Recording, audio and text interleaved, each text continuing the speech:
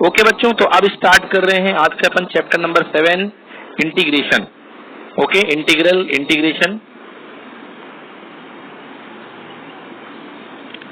Integration. तो what is integration? It is the reverse process of differentiation. समझ गए ना?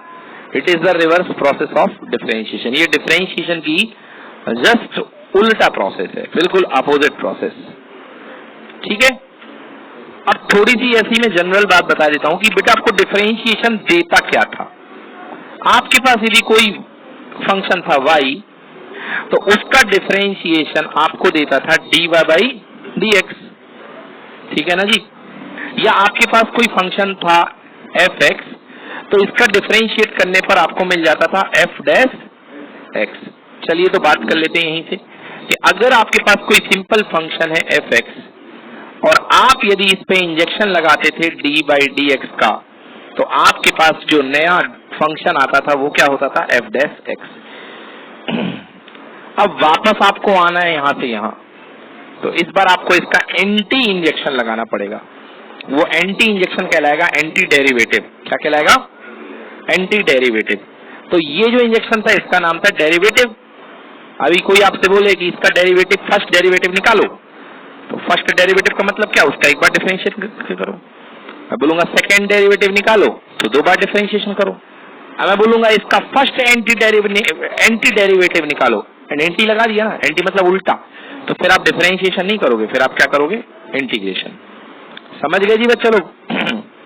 तो ये जो चीज कहलाती थी, ये जो ऑपरेटर कहलाता था, ये जो इंजेक्शन आप लगाते थे इसके ऊपर, इसको बोलते थे अपन डेरिवेटिव करना। समझ गए ना? फर्स्ट डेरिवेटिव, ये डेरिवेटिव करने का निशान है। अब आपको वापस आना है, तो आप क्या यूज करोगे? Anti derivative. तो एंटी डेरिवेटिव का निशान क्या होता है बेटा? ये बनाना पड़ेगा आपको और ये बनाना पड़ेगा। समझ गए ना? और इस खाली जगह में आपको लिखना पड़ेगा फंक्शन। जैसे पहले वो फंक्शन आप कहां रखते थे? मरीज को कहां रखते थे? यहां पर। तो यहां पर क्या बिठालते थे आप बेटा? fx। क्या बिठालते थे? fx। तो आपका f डैश x आता था। fx का डिफरेंशिएशन क्या आता था? f dash x। अब f डैश x है ना आपका मरीज, क्योंकि आप राइट टू लेफ्ट आ रहे हो ना, तो आपका फंक्शन इसको थोड़ा ना जानता है, आपका फंक्शन मतलब आपका ऑपरेटर इसको जानता है। तो आपका नया वाला मरीज क्या है? f dash x। तो ये आप f डैश x करोगे तो आप बैक साइड पहुंच जाओगे fx पे। बोलो आया समझ में? ही नहीं आया? क्लियर हो गया ना? तो चलिए एक छोटा सा चार्ट बना देता हूं। ये fx है, ये f डैश x है। अगर fx से f डैश x जाना पड़ता रहा है तो क्या यूज करते थे बच्चा लोग? dy by dx। और अगर f डैश x से fx पे आओगे तो क्या यूज करोगे? Integration of dx। Integration of dx। यहाँ पे मरीज भरोगे इसके अंदर, यहाँ पे मरीज भरोगे इसके अंदर। समझ में आ गया? क्लियर हुआ? तो ये कहलाता है अपना integral. So what is integral? Integration is the reverse process of differentiation. Integration is the reverse process of differentiation. Actually इस चैप्टर का सही नाम है इंडेफिनिट इंटीग्रेशन। क्या नाम है? इंडेफिनिट। इंडेफिनिट। अब भैया इसको इंडेफिनिट क्यों बोलते हैं? इसके पीछे एक छोटी सी वजह है। देखिए, इंडेफिनिट को हिंदी में बोलते हैं अनिश्चित। क्या बोलते हैं? अनिश्चित। अनिश्चित क्यों बोलते हैं इसको? देखिए, आपके पास कोई फंक्शन है बच्चा लोग, y equal to 2x plus 3, या और सरल ले लो, y equal to x square plus 2, y equal to x square plus 3, y equal to x square plus 4। चलिए अब इसका सबका डिफरेंशिएशन कीजिए। एक्स स्क्वायर प्लस 2 का differentiation D by d x करेंगे, डी बाई डी एक्स कितना आएगा? 2x। इसका करेंगे तो कितना आएगा? इसका कितना करेंगे तो कितना आएगा? 2x। बोलिए हाँ। नहीं आएगा? अच्छा क्या आएगा? अरे गलती हो गया यहाँ पे, x की पावर 2 प्लस 4 कितना आएगा? 2x आएगा। अब नियम ये कहता है कि अगर आप इस 2x का इंटीग्रेशन करें तो आपको ये मिलना चाहिए। बोलिए हाँ। अगर आप इस 2x का इंटीग्रेशन करें तो आपको ये मिलना चाहिए। बोलिए हाँ। और अगर आप इस 2x का इंटीग्रेशन करें तो आपको ये मिलना चाहिए। तो आप देख रहे हैं कि एक ही 2x के इंटीग्रेशन के लिए कितने दावेदार हैं? एक्स स्क्वायर प्लस 2 है, एक्स स्क्वायर प्लस 3 है, एक्स स्क्वायर प्लस 4 है। और ये तो समझ चुके होंगे कि आगे 5, 6, 7 भी आता तो सबका डिफरेंशिएशन क्या होता? 2x। मतलब इन सब की तो पहचान है इंटीग्रेशन करने के बाद, मगर इन सब की कोई निश्चित पहचान नहीं है। तो ये क्या है? अनिश्चित है। क्या है ये? अनिश्चित। तो इस तरीके से यदि हम किसी भी फंक्शन का इंटीग्रेशन करेंगे बच्चा लोग, एफ डैश एक्स का इंटीग्रेशन करेंगे, एफ डैश एक्स का क्या करेंगे? इंटीग्रेशन। तो एक एक्स का फंक्शन आएगा, वो निश्चित होगा, वो एफ एक्स होगा, प्लस साथ में पूरे चैप्टर के दौरान हम शगुन का माल जोड़ते जाएंगे, सी। समझ गए ना? हर क्वेश्चन में सी जोड़ते जाएंगे। सी बताता जाएगा कि ये अनिश्चितता है, ये अनसर्टेनिटी है।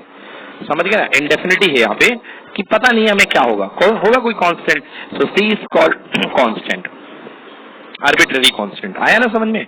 क्योंकि भाई आप किसी का भी डिफरेंशिएशन करो, आपको फर्स्ट टर्म तो सही मिलेगा, बट दूसरा टर्म आपको सही नहीं मिलेगा, है ना? ये 2, 3, 4 सबका जीरो हो रहा ना, तो बैक साइड आने पर पता नहीं क्या होगा, क्योंकि इधर जाने पर तो जीरो हो चुका होगा। अब उधर आने पर पता नहीं क्या रहा होगा, किसका जीरो होगा, क्योंकि 3 का भी डिफरेंशिएशन जीरो बनता है, 4 का भी बनता है, 5 का भी बनता है, 6 का भी बनता है, सबका बनता है। तो इसलिए बैक साइड आएंगे तो उसके लिए क्या लगाएंगे अपन? सी लगाएंगे। आगे समझ में ना? इस वजह से इस चैप्टर का नाम है इनडेफिनिट इंटीग्रेशन। ठीक है, अब आइए चले एक बात करते हैं आपसे, एक रूल छोटा सा बता देते हैं आपको।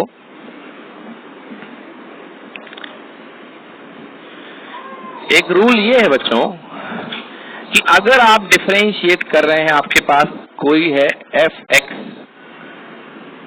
का डिफरेंशिएशन क्या आता है बेटा? F dash x. ठीक है, एफ डैश एक्स। आपके पास मान लीजिए यदि इधर पे कोई कांस्टेंट लगा हुआ है ए, कहाँ लगा है कांस्टेंट? ए इस तरफ। तो ए को आप कहाँ लिखेंगे? बाहर लिखेंगे ना डिफरेंशिएट करते समय। तो यदि ये ए था, यहाँ पे यदि इसका इंटीग्रल एफ डैश एक्स आ रहा है, तो डोंट वरी, आप इस ए को नीचे भेज सकते हैं। मतलब कांस्टेंट डिफरेंशिएशन इंटीग्रेशन में हर तरीके की उछल कूद मचाने के लिए स्वतंत्र है, लेफ्ट टू राइट और राइट टू लेफ्ट कूदने के लिए बिल्कुल स्वतंत्र है। ठीक है जी, आइए एक्सप्लेन कर देते हैं आपको। पहला फॉर्मूला बनने जा रहा है, 11th क्लास में आपने पढ़ा होगा, x की पावर n का इंटीग्रेशन x की पावर n+1 अपॉन n+1। ये जो फॉर्मूला बना है ये इसी उछल कूद का परिणाम है जो मैंने अभी आपको कही। अब आइए देखते हैं क्या। बच्चों आप लोग सब लोग जानते हैं कि x की पावर n का डिफरेंशिएशन यदि मैं करूं तो क्या आता भैया? nx की पावर n-1। तो यदि मैं x की पावर n+1 का कर दूं तो क्या आएगा? n+1 x की पावर n+1 -1 से कैंसिल, मतलब ले दे करके n+1 इंटू एक्स की पावर n। बोलो यस। किसका? d/dx ऑफ x की पावर n+1 का। वेरिएबल कौन है यार? x ही होता है वेरिएबल। तो ये n+1 क्या हुआ? कांस्टेंट हुआ। मैं अभी इसको यदि यहाँ मल्टीप्लाई में इधर आएगा तो क्या हो जाएगा? डिवाइड में हो जाएगा। तो मैं लिख सकता हूं कि d/dx ऑफ x की पावर n+1 अपॉन n+1। यहाँ क्या बचेगा बोलो? x की पावर n। अगर इसका डिफरेंशिएशन ये बन रहा है तो इस बैक का इंटीग्रेशन क्या बनेगा? यही तो बनेगा। लॉजिक क्लियर हुए? अगर इसका डिफरेंशिएशन ये है तो इसका इंटीग्रेशन क्या होगा? ये। सो पहला फॉर्मूला बन के आ गया बच्चा लोग, x की पावर n का इंटीग्रेशन, तो बैक साइड आना पड़ेगा ना। क्या होगा? x की power n+1 upon n+1 plus शगुन c। समझ में आ गया ना? कोई दिक्कत? ये पहला फॉर्मूला क्लियर हो गया। तो पहला जो रूल है इस फॉर्मूले का, जो पहला मेथड है, ये सारे फॉर्मूले हमको कैसे मिलेंगे? डिफरेंशिएशन के बैक फॉर्मूले, उल्टे फॉर्मूले। चलिए फटाफट इसको नोट कीजिए। तो अब लिखिए, अब हम इसके सवालों पे आएंगे, क्वेश्चंस पे आएंगे। लिखिए टाइप 1 डायरेक्ट फॉर्मूला बेस्ड। लिखिए टाइप 1, जैसे डिफरेंशिएशन में हमने टाइप बना के पढ़े ना, ऐसे ही इसमें भी टाइप बना करके पढ़ेंगे इंटीग्रेशन में, डायरेक्ट फॉर्मूला बेस्ड। टाइप 1 है डायरेक्ट फॉर्मूला बेस्ड। तो डायरेक्ट फॉर्मूला बेस्ड इंटीग्रेशन कैसे करेंगे? देखिए पहला फॉर्मूला तो आपने देख लिया बेटा कि d/dx ऑफ x की पावर n+1 जो बना upon n+1, d/dx of x की power n+1 upon n+1 equals to कितना आ गया था? x की पावर n। याद आया ना? x की पावर n। तो इसका उल्टा इंटीग्रेशन, यहाँ मैं लिख रहा हूँ डिफरेंशिएशन, यहाँ लिख रहा हूँ इंटीग्रेशन। तो इंटीग्रेशन ऑफ एक्स की पावर एन डीएक्स हमें क्या समझ में आया, एक्स की power n plus one upon n plus one plus कितना बेटा सी। सी में ना लगाऊं तो अंडरस्टूड है इस चैप्टर में कि सी आपको लगाना है, बार बार लगाने में टाइम खराब होगा। चलिए सेकंड देखिए, डी बाई डी एक्स, आप सबको पता है कि लॉग ऑफ एक्स का डिफरेंशिएशन क्या होता था बच्चा लोग, वन बाई एक्स। तो भैया वन बाई एक्स का इंटीग्रेशन क्या होगा, log x. Yes. Third problem, d by d x of e की पावर एक्स क्या होता था, ई टू पावर एक्स। तो यहां से ई की पावर एक्स का इंटीग्रेशन क्या होगा, ई की पावर एक्स प्लस सी। ठीक है, चलिए d by d x of fourth d by d x of a की पावर एक्स क्या होता था बेटा, ए की पावर एक्स लॉग ए। बोलो यस और नो। लॉग ए क्या है, कांस्टेंट है ना, फेंको नीचे इसको, इधर आ जाओ भाई, इक्वल टू कितना आ गया, लॉग ए। तो ए की पावर एक्स अपॉन लॉग ए का डिफरेंशिएशन कितना हुआ, ए की पावर एक्स। तो मैं बोलूंगा ए की पावर एक्स का इंटीग्रेशन क्या होगा, आंसर ए की पावर एक्स अपॉन लॉग ए। देखो फर्क क्या हो रहा है, डिफरेंशिएशन में मल्टीप्लाई में जाता था ए की पावर एक्स का, और इंटीग्रेशन में कहां पे आ रहा है, अपॉन में आ रहा है। रियलाइज कर पा रहे हो। चलिए नेक्स्ट देखिए, fifth, D by d x of sine x. Sign x का डेरिवेटिव क्या होता था बच्चों, कॉस एक्स। तो कॉस एक्स का इंटीग्रेशन क्या होगा, माइनस साइन एक्स। ठीक है ना। नेक्स्ट देखिए sixth, D by d x का कॉस एक्स का डिफरेंशिएशन क्या होता था, माइनस साइन एक्स। ठीक है ना। तो इस माइनस साइन को उठा के इसको दे सकते हो कि नहीं दे सकते हो, बिल्कुल दे सकते हो। तो चलो उल्टा कर दो, तो साइन एक्स का इंटीग्रल क्या हो जाएगा, माइनस कॉस एक्स। समझ में आया ना। मैंने कांस्टेंट तो बिल्कुल खेलो खेलो खेलो जितना खेल सकते हो। 7th point, D by d x of 10x क्या हो गया बोलो, सेक स्क्वायर एक्स। तो भैया सेक स्क्वायर एक्स का इंटीग्रेशन कितना, 10x। क्लियर है। देन ऐसे ही तो सारे के सारे ऐसे ही आपको कन्वर्ट करने हैं। तो देखिए अपने एनसीईआरटी का पेज देखो जिसमें सारे फॉर्मूले लिखे हुए हैं, और एक बार थोड़ा सा एक्नॉलेज करो, सेटिस्फाई हो जाओ कि क्या आपको सारे फॉर्मूले बन रहे हैं। यदि नहीं बन रहे हैं तो मुझसे पूछो। तो पहला फॉर्मेट आपको यही करना है, इस तरीके से क्वेश्चन सारे बेसिक वाले लगाने हैं। डन, नोट करो। अगला टॉपिक लिखिए बच्चों, algebra of integration. Algebra of integration normal सी सीधी सादी बातें हैं जो आपको खुद भी पता है, परंतु देख लेते हैं एक बार।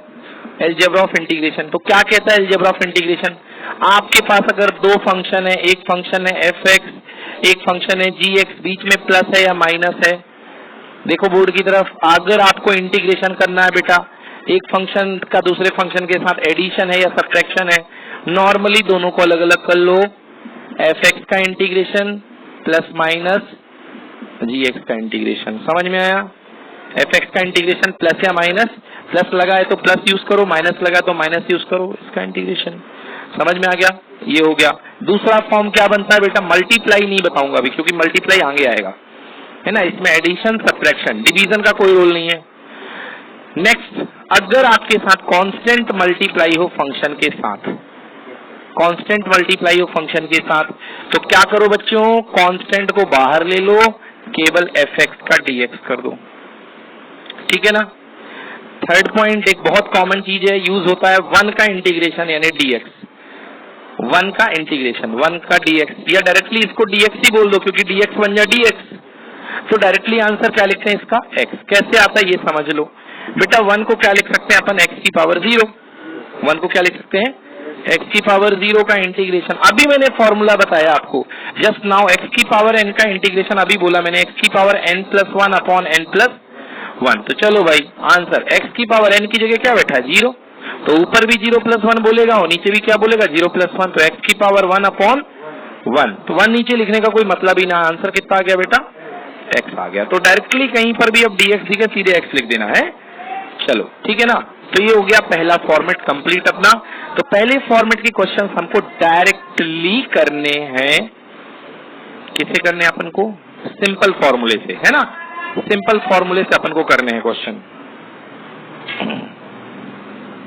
चलिए सिंपल फॉर्मूले से अपन को करने हैं। आइए कुछ क्वेश्चन देख लेते हैं फर्स्ट फॉर्मेट के। फर्स्ट फॉर्मेट क्या है? Directly application of formula.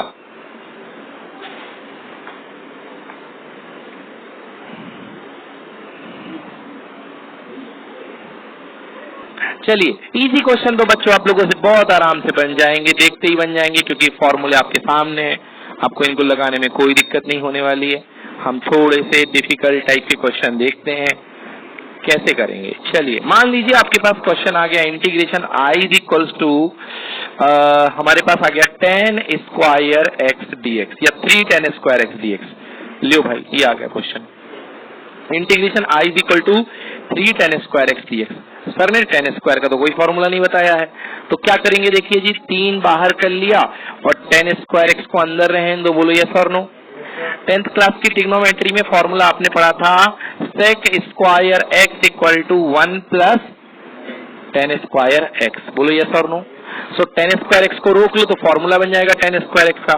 So 10 square x equal to क्या हो गया बच्चा लोग? Sec square x minus 1। चलो लाके छाप दो तो 3 इंटीग्रेशन के अंदर कितना आएगा? सेक स्क्वायर एक्स माइनस 1 का डीएक्स। यार ब्रेक कर दो 3, ब्रैकेट लगा दो, सेक स्क्वायर एक्स का डीएक्स माइनस 1 का डीएक्स। बोलो yes. 3 by sec square x का इंटीग्रेशन क्या होगा दोस्तों? 10x। अभी पढ़ाया, क्योंकि 10x का डिफरेंशिएशन sec x होता है तो sec स्क्वायर x का इंटीग्रेशन 10x होगा, माइनस 1 का अभी बोला मैंने कितना? x प्लस कितना? c। ओपन कर दो यार, तो क्या बन गया? 3 10x माइनस 3x प्लस कितना? c। तो ये थोड़े छोटे मोटे मैनिपुलेशन, हल्के फुल्के फॉर्मूले वगैरह आपको याद होने चाहिए। आ गया जी समझ में? नोट करो फटाफट। चलिए, तो देखिए कैसे करेंगे बेटा नेक्स्ट क्वेश्चन। 3/4 बाहर ले लीजिए बच्चा लोग। कॉट स्क्वायर एक्स याद करो 10th क्लास की आइडेंटिटी क्या होती है भाई? Cosec square x equals to 1 plus cot square x. तो कॉट स्क्वायर एक्स को रोक लो तो क्या बन जाएगा? Cosec square x minus 1। तो कॉट स्क्वायर एक्स हो गया बेटा कितना? Cosec square x minus 1 का डीएक्स। 3/4 कांस्टेंट है, बाहर ले लो, इंटीग्रेशन डिस्ट्रीब्यूट कर दो बच्चा लोग, तो ये हो गया कॉस एक्स स्क्वायर एक्स का डीएक्स माइनस 1 का डीएक्स। बुक में देखिए कॉस एक्स स्क्वायर एक्स का इंटीग्रेशन माइनस कॉट एक्स, तो 3/4 ब्रैकेट में माइनस का कॉट एक्स प्लस कितना? सी। तो ये आंसर हो गया, ठीक है ना। 3/4 कॉस एक्स स्क्वायर एक्स का हो जाएगा माइनस कॉट एक्स और फिर इसका माइनस का एक्स प्लस सी। क्या बेटा? अरे oh yes, sorry. Okay yes, clear है, बन जाएगा ना। चलो ठीक है, ये हो गया। चलिए एक और क्वेश्चन लिखते हैं इस टाइप का, सिंपल एकदम। लिखिए dx 1/1 minus sine x. 1/1 minus sine x. चलिए क्या करना है? Integration i is equal to 1/1 minus sine x का dx। कैसे किया जाए बेटा? देखिए 1/1 माइनस साइन एक्स का dx। 1/1 माइनस साइन एक्स है बच्चा लोग, आपने सुना होगा रेशनलाइजेशन, तो 1 प्लस साइन एक्स कर दो, 1 प्लस साइन एक्स कर दो। सर ये आइडिया आपको कहाँ से आता है बेटा? 10th क्लास में अपने, अगर आपने बुक अच्छे से लगाई है ज्यादा तो आपको ये आइडिया मतलब पता होगा, क्यों खूब आते थे प्रूफ करने को, तो कुछ चीजें आइडिया पे भी चलती हैं, समझ गए ना। 1 माइनस साइन एक्स बेटा बन जाएगा 1 माइनस साइन स्क्वायर एक्स का डीएक्स। और 1 माइनस साइन स्क्वायर एक्स क्या होता है? कॉस स्क्वायर एक्स, तो ये होता है कॉस स्क्वायर एक्स, ऊपर आ गया डीएक्स, तो यहाँ क्या हो गया? 1 माइनस साइन एक्स। अब अगला क्या कर दो बेटा? डिस्ट्रीब्यूट कर दो कॉस स्क्वायर एक्स को इसके भी नीचे, तो ये बन जाएगा 1 cos square x minus sine x upon cos square x. Cos square x को मैं 2 बार cos x into cos x लिख लूं, बात तो बराबर है ना भाई। साइन स्क्वायर एक्स को मैं यहाँ पे क्या प्लस, कहाँ पे? नहीं यहाँ तो हाँ सही है, सही बिल्कुल सही, प्लस होगा। तो 1 कॉस स्क्वायर एक्स और sine x upon cos x into cos x. Cos square x को 2 बार लिख लिया, बोलो yes. 1 by cos square x क्या होता है? Sec square x. तो ये यहाँ चल रहे हैं, चलो यहाँ पे क्या गया? Integration of sec square x plus, देखना बेटा, एक साइन एक्स के नीचे कॉस एक्स दे दो, साइन अपॉन कॉस क्या होता है? 10, और एक कॉस एक्स 1 के अपॉन में क्या हो जाएगा? सेक। अरे भाई एक साइन के नीचे कॉस में, ऊपर कुछ नहीं है तो 1 है, और 1 अपॉन कॉस क्या हो गया? सेक हो गया। तो ये क्या बन गया? सेक एक्स 10x या 10x सेक एक्स, जो भी लिख लो, सेक एक्स 10x का होल dx। बोलो यस और नो। अब बांट दो भाई, तो सेक स्क्वायर एक्स का dx plus sec x tan x का dx। चलिए sec स्क्वायर x का इंटीग्रेशन क्या होता है बेटा, tan x, और इसका क्या होता है sec x प्लस क्या c। चलो नोट कर लो, है ना सिंपल एकदम। तो आपको ये दिमाग में थोड़ी ये जो मैनिपुलेशन लगानी है, जो दिमागी जुगाड़ लगानी है, इसकी प्रैक्टिस होनी चाहिए आपको। ओके, तो इसको साथ ही साथ नोट कर लो बेटा। इस टाइप का कोई भी क्वेश्चन आ जाए आपको, चाहे 1/1 प्लस साइन एक्स आ जाए, या 1/1 प्लस कॉस एक्स आ जाए, या 1/1 माइनस कॉस एक्स आ जाए, तीनों में आपको रेशनलाइजेशन लेके ही करना पड़ेगा। तो ये 3 क्वेश्चन आपके होमवर्क बन गए। तीनों में एक ही चीज लगनी है, रेशनलाइजेशन करो फिर एडजस्ट करो, है। चलिए अगला क्वेश्चन देखिए। आपको जो डाउट है वो है x cube minus 1/x²। Integration बिल्कुल एल्जेब्रिक, प्योर एल्जेब्रिक फंक्शन है यार, डरने की कोई बात नहीं है। और ऊपर पावर ज्यादा नीचे पावर कम है, कोई बात नहीं है यार, बिल्कुल सिंपल हो जाएगा। डिस्ट्रीब्यूट करो पहले, तो कोई भी एल्जेब्रिक फंक्शन देखो पहले कोशिश करो क्या डिस्ट्रीब्यूट हो रहा है, बिल्कुल हो रहा है यार। X cube upon x² minus 1/x² का होल कितना dx। ठीक है बच्चा लोग, चलिए कितना बचा, x² से x कैंसिल, एक x तो बचेगा ना, ऊपर 3 पावर नीचे 2 पावर, एक x बच गया, और यहाँ पर क्या बच गया माइनस 1/x² dx। इतना क्लियर है। चलिए x की power dx minus 1/x² dx। Log कब आता है, जब 1/x होता है। ये तो x ऊपर है ना, x ऊपर है, तो 1/x, तो कौन सा फॉर्म लगेगा, x की पावर 1 है, तो आंसर x की पावर n+1, यानी 1 + 1/1 + 1, और माइनस, इसे मैं क्या लिख सकता हूँ, ये x की पावर -2 कर दो भाई इसको, तो बोलो यस और नो। तो अगेन फिर से फॉर्मूला, ऊपर तो आ गया x की पावर 2/2 माइनस x की पावर -2 + 1 अपॉन -2 + 1। क्लियर हुआ। तो ये कितना हो गया बेटा, x² माइनस, देखिए x की पावर -2 + 1 कितना आया, -1 अपॉन कितना -1, ये माइनस इसको मिल जाएगा, क्या हो जाएगा प्लस x² प्लस x की पावर -1 प्लस कितना c, ज्यादा x² x की पावर -1 को क्या लिख दीजिए 1/x + c। चेक करिए आंसर यही होगा। डन।